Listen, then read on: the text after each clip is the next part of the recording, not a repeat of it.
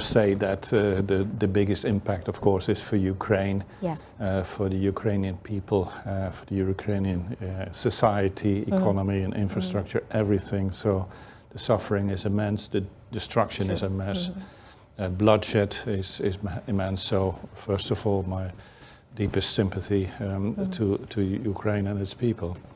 But yes, you're right. The impact on Europe is, particularly the European Union, is very, very big too. We are hosting right now 6.5 million refugees coming from Ukraine. People who have had to flee their homes, their livelihoods because of the war. Mostly, of course, landing in the neighboring countries of Ukraine, but also now having moved to other parts of the European Union. We've said to the Ukrainian refugees, you're welcome, our door is open, we will give you shelter, medical food, aid, food, schooling for your kids, and you can find yourself a job, and that's a commitment we've made. Very costly, of course, for us. The cost up to now has been about 4 billion euros. So that is for now. The longer the crisis lasts, the higher the cost will be. That's one. Secondly, economic cost for the European Union. We had a fantastic recovery after COVID last year. We've had now to turn down our growth forecast for this year by 2.5 percentage points, down to 2% growth expected still. 2% growth? But of course the question is, how long will the war last? Yes. And the longer it lasts, the bigger the impact will be. And that is especially because of the impact of the war on our inflation. It's very high, higher than we've ever had before, 8%. 8% on a year-to-year basis in last month. And it's all about the energy prices, and it's all about the food prices.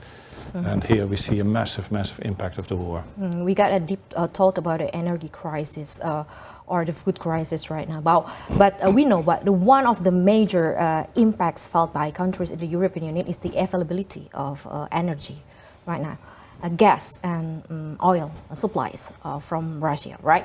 So how is so challenging for EU to visit these conditions? It's a tremendous challenge. Imagine your country, if the gas tap is being turned off gradually, bit by bit, and some of our member states are now without the gas supplies that they used to have. Of course, there's a tremendous impact, and so that is something we have to face. We have said to ourselves at the top level of the European Union leaders meetings that we've got to get rid of this dependency of Russia, because Russia time and again is willing to use that dependency on their gas and their oil for political aims. That is unhealthy for us politically and security-wise.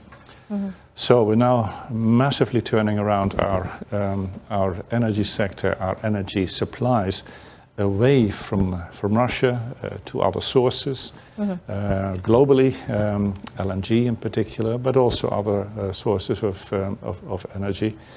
That's one thing. Secondly, we have decided just last week to accelerate our renewable energy targets and our targets for energy saving, and particularly the latter is a very fast option that we have. It can be done overnight by countries, by companies, but also by individuals. You and me can contribute as well. So that is the engine that we are on now. So in many ways, these policies existed already before, but in the current crisis situation, we have simply decided to accelerate them. Do you see we are in a crisis, energy crisis right now, or just only near to energy crisis? We are in a crisis, evidently.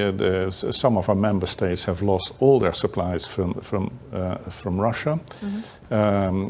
We have found solutions internally within the EU by What kind of solutions? By sharing gas, some countries are better equipped than others, are less dependent than others on Russian gas, so they have been able to share. We have re-established interconnections between the gas pipelines, and as I said, we are purchasing gas on the global market quite successfully. United States, Norway, Egypt, Israel, Qatar, and other friendly nations that have gas, especially LNG, and that are willing to sell to us. So that's the agenda we're on. We've said internally that we should set up a common platform for purchasing gas, so that we pool the demand from all the member states, and that we avoid competition between member states, which otherwise naturally would exist. So jointly exploring the world market for gas supplies from friendly nations. How about the gas from Indonesia? Do you see that gas from Indonesia is also an option to replace the gas supply from Russia? Well, in a crisis situation, you look for partnerships with your friends. Indonesia is a friend of the European Union. We have very good relations with your country, and evidently we are exploring the options that could exist here in Indonesia for helping us out.